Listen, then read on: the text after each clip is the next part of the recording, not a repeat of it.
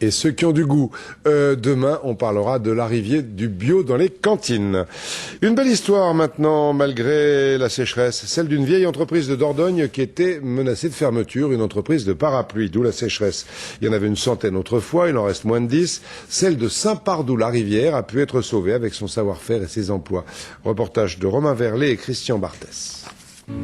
Un petit coin de paradis contre un coin de parapluie. C'est un air que l'on fredonne dans cette manufacture depuis près de 150 ans. Ici, que du haut de gamme, du fabriqué en France, dans un secteur dominé à 95% par les parapluies chinois. Il reste 5% pour une poignée d'entreprises françaises, dont Herins. Faute de repreneurs, l'entreprise familiale a failli arrêter les machines et la longue carrière des 12 employés.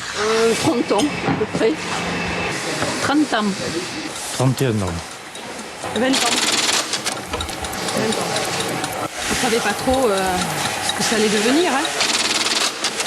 Donc on est bien content que M. Thiam ait acheté pour nous sauver.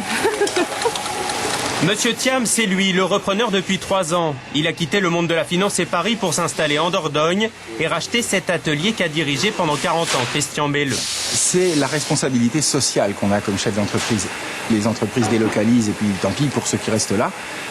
Les anciens dirigeants, eux, ont essayé de durer le plus longtemps, précisément parce qu'on a des personnes dans l'entreprise qui ont toute leur vie ici. Pour l'instant, je suis extrêmement satisfait